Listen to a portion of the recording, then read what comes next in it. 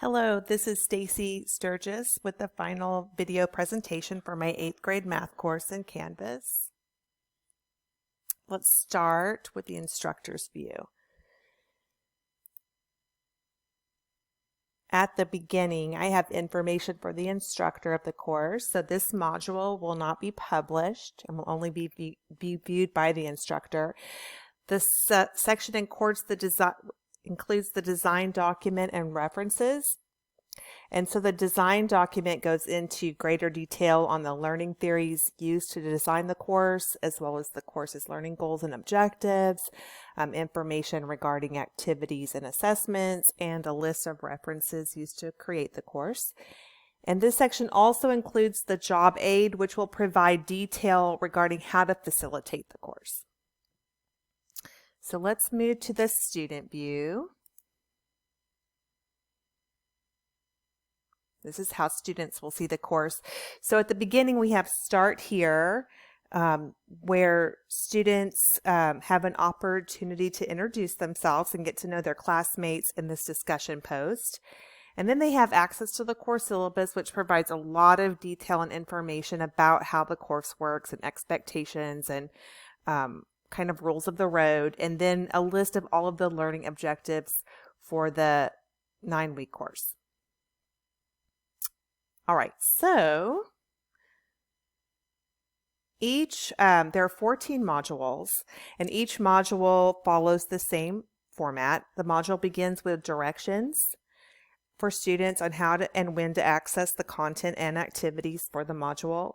And then next, there's a short video to watch, and this video provides a brief introduction to the content that will be covered in the upcoming live lesson. The student has access to guided notes for the lesson, as well as a link to the recording of the live lesson once it has occurred. And after the live lesson, there's an opportunity for practice. The practice isn't graded, but the student is asked to reach out to the instructor with information on how the practice went. And finally, each module has a scored assessment. So let's look at Module 4, Ordering Rational Numbers, and this is how the student would see it. They start with module directions, and so they're formatted to be easily accessible by students. So they include like an icon and text that lets them know what they do before their live lesson, during their live lesson, and after their live lesson. So before live lessons, they're instructed to watch the video and get their guided notes ready, and then have them in their live lesson where they'll also participate. And then after the live lesson, the expectation is to complete the module practice and complete and submit the module assessment. The next thing they will have access to is a short video. A lot of the videos are from Khan Academy. Some are from other sources, but it's such a great content at Khan Academy, so I relied pretty heavily on them for these flipped classroom videos. Next thing that students will see is their guided notes. So my peer reviewer did suggest that I have both the link where students could download the notes and a preview pane for the notes as well, so I included that.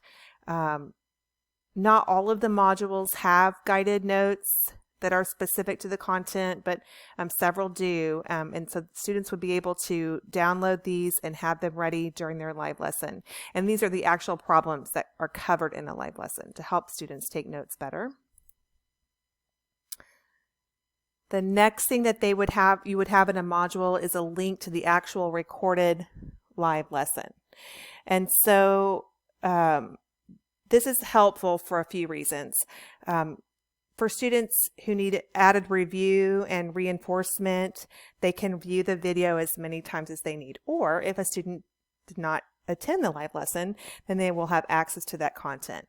So for Module 4, I actually created a mock lesson with accompanying slides.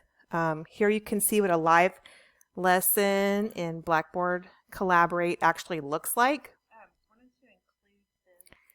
And it shows how in these sessions there are opportunities for guided practice, lots of guided practice, peer interaction, and informal formative assessments throughout with the use of the polling tools and chat and whiteboard features in Blackboard Collaborate. So there's just a short video here that you can look at to kind of see ideally what students would be seeing for each module. And then this is the practice for this skill here through IXL. IXL is a site that is TEKS-based, and it offers practice opportunity.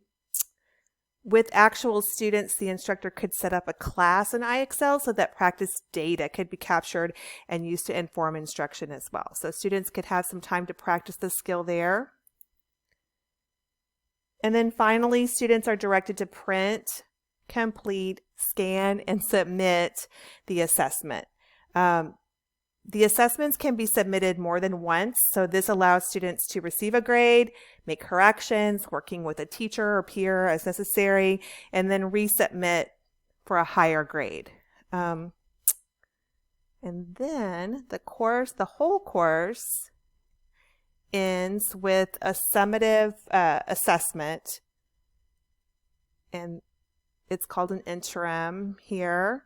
Students are given directions on how to complete the interim. I formatted them similarly to the module directions, just encouraging students to review. And then the same thing, they will show their work, use their calculator, reach out for support as needed. And then here's that final interim. So this summative assessment will provide kind of the end of course data on students' mastery of the original learning objectives.